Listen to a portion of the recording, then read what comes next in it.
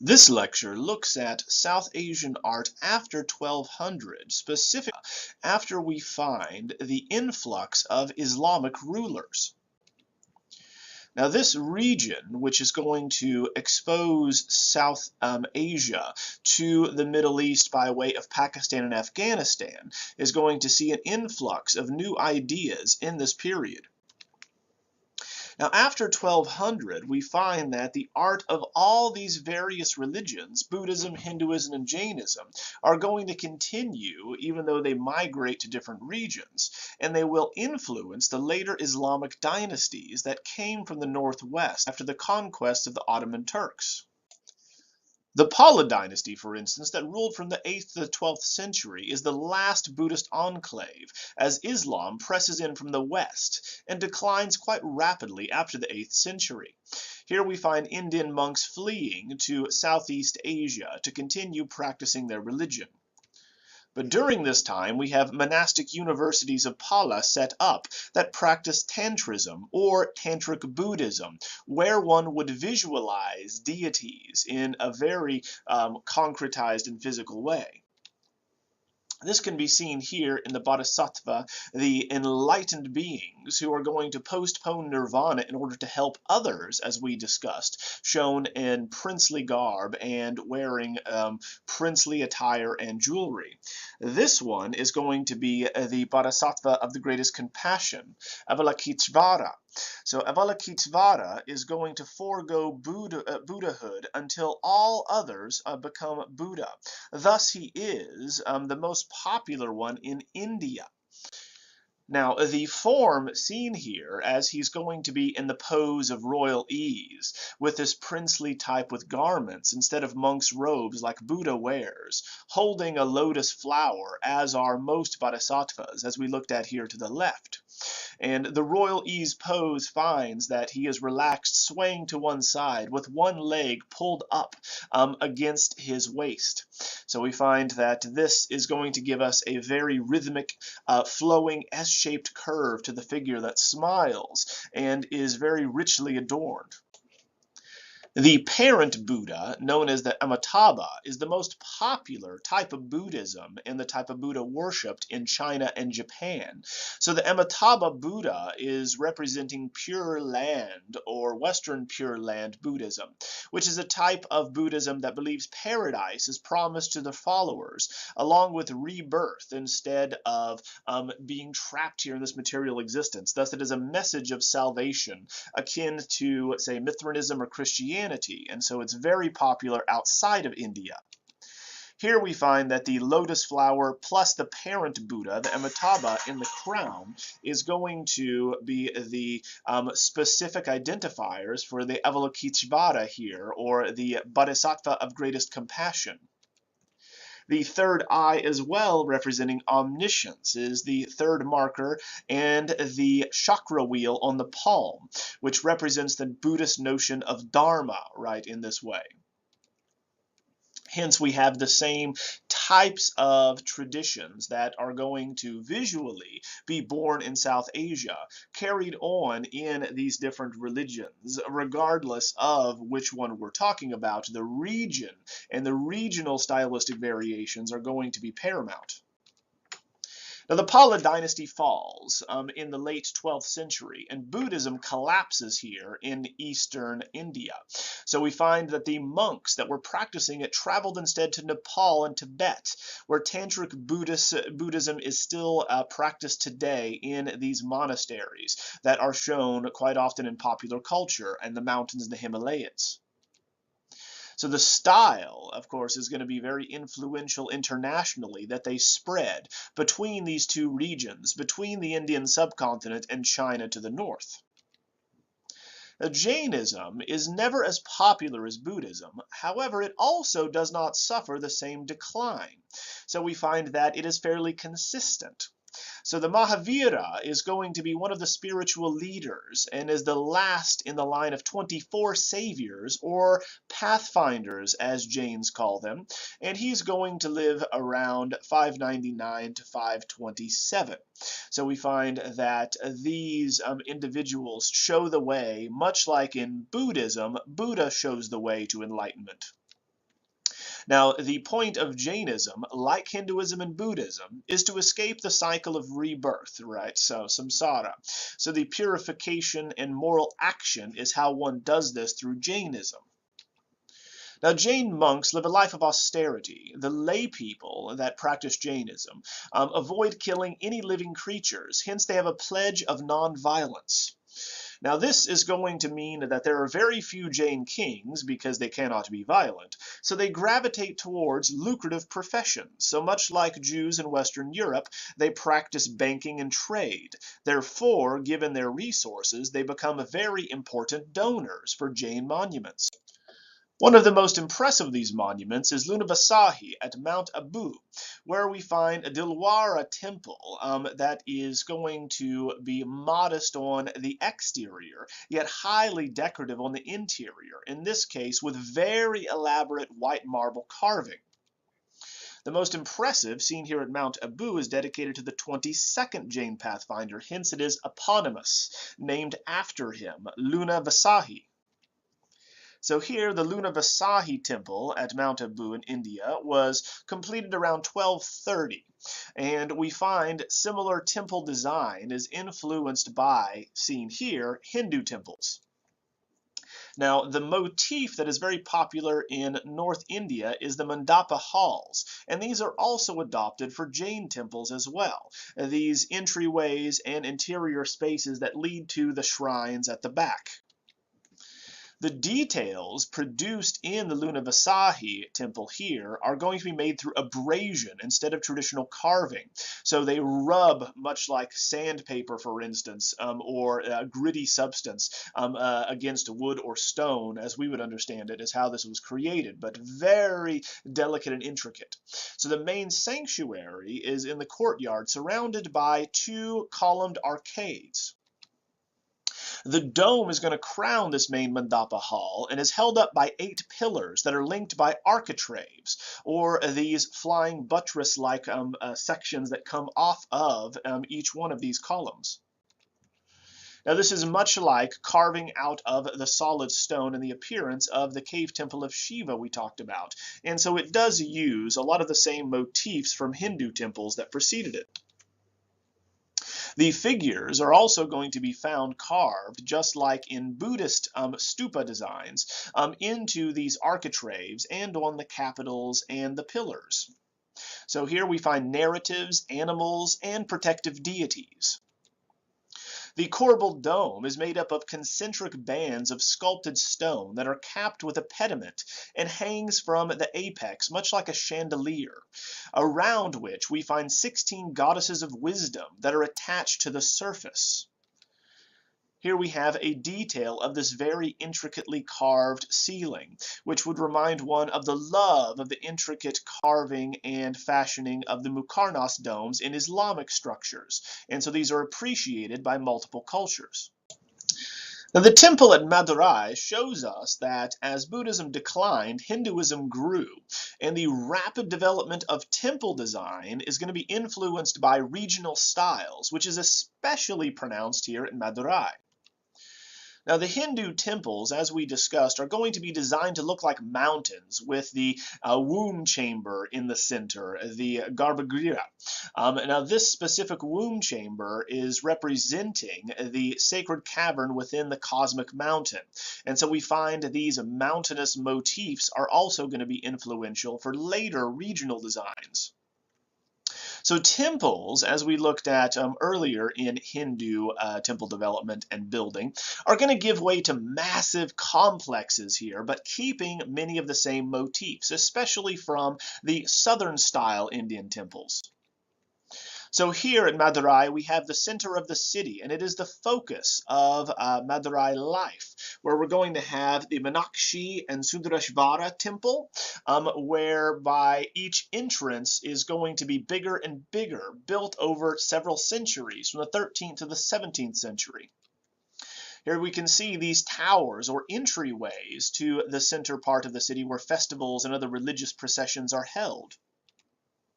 The heart of this complex has 2 of the oldest shrines and were expanded from there over the centuries. It is dedicated, as the name suggests, to the goddess Meenakshi, or the name for Parvati, the consort of Shiva in this regional area, and Sundareshvara, which is the local name for Shiva. Hence we have Shiva and Parvati, the consort who produce Ganesh and these other gods in the Hindu pantheon. Now, as this temple complex grew, new gopuras, or entrance gateways, are required. So each ruler tries to outdo his predecessors by making them sequentially taller and more decorative. Here we have the outer gopura of the Meenakshi Sundareshvara temple in South India. So it is going to show you how we have the mountainous motif retained, but it functions differently. Now it is not going to house the womb chamber, the Garbhagriha, but instead be an entryway for people walking into this interior space. So we have 11 gopuras in total. The largest is 160 feet tall. Now, on the inside of these, as one can see, it is much like an entryway or a narthex to a temple. We have the 1,000-pillar hall, right? So we are designing this and decorating it not strictly for religious purposes, but functionally to allow people to enter this interior space of this temple complex. The origins of this pyramidal-shaped tower come from the 7th century Southern-style temples, where we do not obscure the shape of this towering mountain shape that draws us upward to this dome. It is embellished in each one of these sides with thousands of gods and goddesses and is polychromed or painted to look quite realistic. And so the massive and infinitely seeming number of the pantheon in Hinduism is going to be overlooking these processions in the complex below. The rise of Islam can be traced from the 8th century, where Arab armies captured the Indus River. Hence, once again, the main water source and entryway into northwest India. By the year 1000, Turks had mounted military campaigns and had a strong foothold in northern India, bringing Islam with them. Now, the slave dynasty, which is going to rule between 1206 and 1290, is going to be the first in a line of many sultanates, which from the 13th century onward are Turkic and Afghan dynasties, only they call them sultanates ruled by a sultan or ruler. They would build forts, mausolea throughout the Indian subcontinent. The first Delhi Sultanate under Aibak is going to begin this process of bringing Islamic motifs and marrying them together with the regional styles. As an early example of this, incorporating and fusing earlier Jain and Hindu structures together, we have the sanctuary of Quwat-ul-Islam Mosque, as well as the Qutb Minar complex at Delhi, India.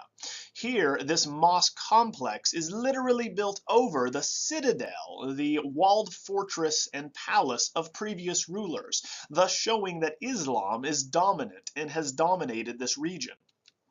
The sanctuary one can see here is obviously taken from Jain and Hindu structures with the type of carved pillars that one saw in the earlier structures and temples. The hypostyle halls that are so common in mosques are now going to be adapted in these regional adaptations for a different purpose, where once the 1,000-pillar hall that we just discussed, produced and built between 13th and the 17th century, would be an entryway to a central temple complex. Now they would function as supports for a hypostyle hall in a mosque. The structure is dominated in the skyline by a massive minaret that should function as such, but it dwarfs the mosque below and the other buildings in the Minar complex. At 237 foot high, it is among the tallest of any structure in South Asia at this time, with the multi-towered design that brings together and fuses traditional Islamic design with local traditions. The 5 sandstone segments, each one of them with a balcony, is going to show that we periodically get smaller and smaller until we have the smallest of these segments at the top. Each one is going to allow someone to walk around each one of these sections to gaze over the surrounding area and countryside. Here we can see the Kufic script that is going to be inset within the colored stone, much like the joggled voussoir design we saw in other mosques. Now, the design may look like a minaret, like those seen at the Mosque of the Sultan Selim at Edirne, Turkey. However, it is much too large to actually be functional. So we find that it is instead a symbol of power and political authority by the new sultans, and that Islam is now dominant in the region. Now remember that a minaret is designed to call the faithful to prayer, but one cannot do that if you are too high in the air. So the function is much like the great mosque and the minaret designed for it at Samarra, Iraq, which is going to be the largest one in the region that ever was built in the spiraling series of mud bricks. Now, the Mughal Empire, which lasted from 1526 to 1857, will be the most successful Islamic group in India, and they would fuse together various styles from Persia, Central Asia, and India itself. Now, Muhammad Zahir-ud-Din, who was nicknamed Babur, or the Lion, was the first Mughal emperor, ruling a short 4 years from 1526 to 30. He was of Turkic heritage and ruled an empire that stretched from Afghanistan to Delhi, relatively small compared to the boundaries of what it would eventually encompass as seen here. So the Delhi Sultans had already introduced Islamic structures, that being mosques and tombs, and used construction techniques that were common in the Western Islamic world of the arch and the dome. Earlier Indian architecture, if you remember, as seen here, uses primarily the post and lintel system. So they bring these two ideas and these architectural approaches together. Now, Akbar is going to be one of the sultans that extends the orbit of the Mughals and the area they control all the way to North India. And his empire would last until the British. Now, these are going to be defined by periods of religious tolerance, and we know that these specific sultans also loved art and painting, and had an imperial workshop led by Persian artists that were known for producing works of vigorous naturalism, and we find that the art is going to very much appreciate textural differentiation, details, and ornament. Now, Akbar is going to have no successor at one point in time, and he consults a Sufi mystic, right? So Sheikh Salim Chishti. So we find that Chishti is going to state that there is a prophecy and foretells that he will have a son.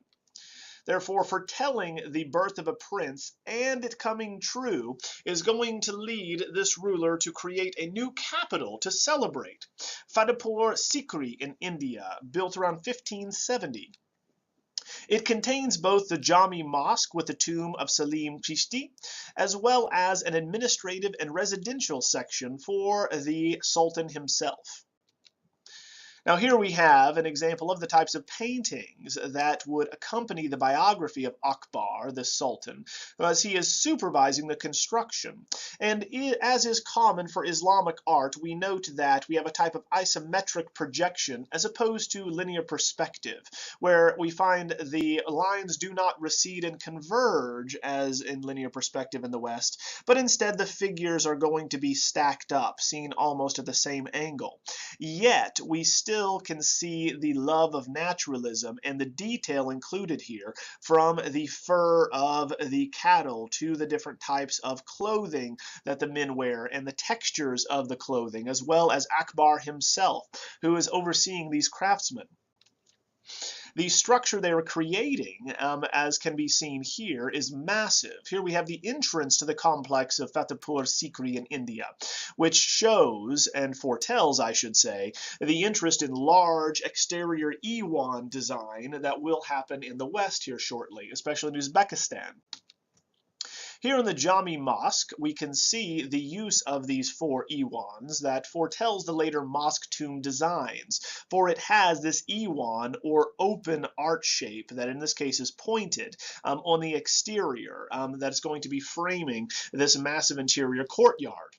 This is going to remind us of what we already discussed, but has not yet been created here in Iran, with the Masjid Shah temple complex as well, and mosque, which is also going to use the iwans on the exterior. Now here we have the Diwan-i-Khas, or the private audience hall at Fatehpur Sikri in India, which was the administrative center for Akbar, where he would receive his guests. Inside, we can see the audience hall, which is just for the king and those he's meeting with, which is centered around a pillar that supports a circular platform on which the sultan would sit. It has 4 walkways that connects it, therefore he could sit safely above his subjects and not risk bodily harm or the threat of assassination. Here we have an example of how he could enter and exit and walk across these various sections without the fear of exposing himself. Much as in the same way, Cosimo I, who is the Medici Duke, is going to design the Uffizi in Florence so he can also walk above the city. This is also similar to Charlemagne, who in his Palatine Chapel is going to elevate himself in the 2nd level and has a throne from which he can view the services safely. We also note here that the shape of the column in the center recalls the Ashoka pillars erected to promulgate Buddhist law. And so the association of a ruler with, once again, Buddhist or religious figures is going to be seen here. Turning to possibly the most famous monument in India for Western cultures is the Taj Mahal in Agra, India, which is built during the Mughal period by Shah Jahan between 1632 and 1648. The structure is actually Persian for crown of palaces and is often referred to in the native Mughal tradition as the illustrated tomb because it is a tomb for 2 individuals. It is almost a perfect square with the corners cut off or chamfered, giving it an octagonal shape, surmounted by a dome with 4 of these towers off to the side, elevated on a platform. It is built by Mughal ruler Shah Jahan ruled 1628 to 58 as a mausoleum for his favorite wife, Mumtaz Mahal, who died in childbirth, hence this commemorates her death, and it also includes a tomb for himself. It is going to be indebted to Islamic architecture, especially later Islamic architecture that utilizes domes and iwans. For the 4 iwan plan, such as at the Sultan Hassan Madrasa Mausoleum Mosque Complex, is going to have this design open to the elements. The iwan is going to make its way eastward to the architecture carried out and built by these Islamic rulers such as the sultans of the Mughals. It is going to invoke with the design of the Taj Mahal the Hasht Bahisht, or the 8 paradises for Muslims, with 8 chambers that exist behind each iwan, or the massive arch shapes. The chamfered nature of the structure, or sliced off corners, produces an octagon, which is going to be much like the central shape or the central area where the tombs are in the middle of the structure.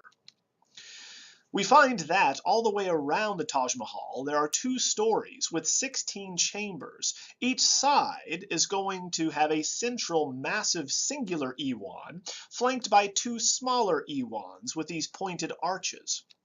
The fact that they are left as voids, not filled in with sculpture or as a niche in the Western tradition, provides the structure with its white gleaming marble a sense of weightlessness that elevates us upward.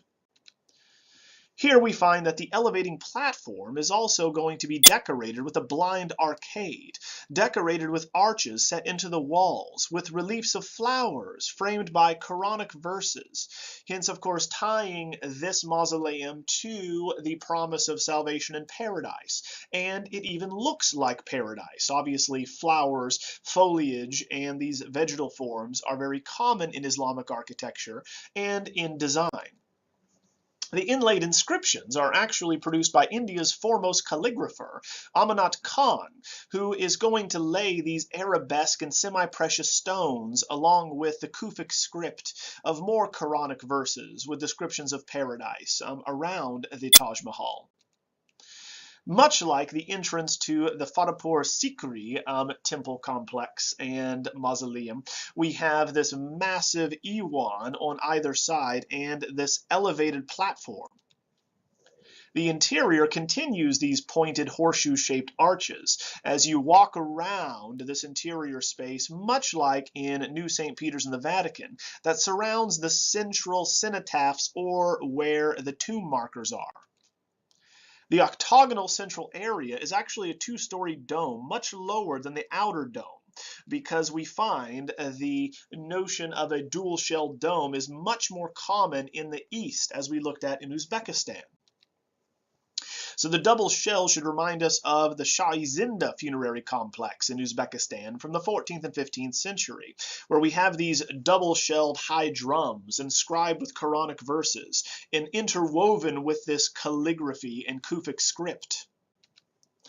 This is all centered around the open work screen that surrounds the cenotaphs, or funerary monuments that don't actually hold the bodies. Those tombs are actually below this in the Taj Mahal. Instead, the cenotaphs are decorative elements that symbolically draw our attention to the center. This is a mausoleum.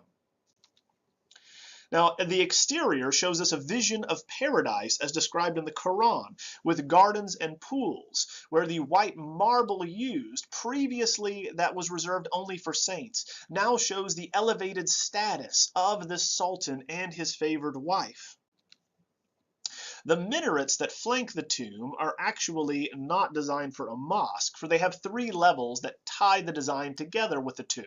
They are crowned by chhatri, or pavilions, that are more common in Indian palaces or embellishments in Indian architecture as seen here, not in Islamic mosque minaret designs.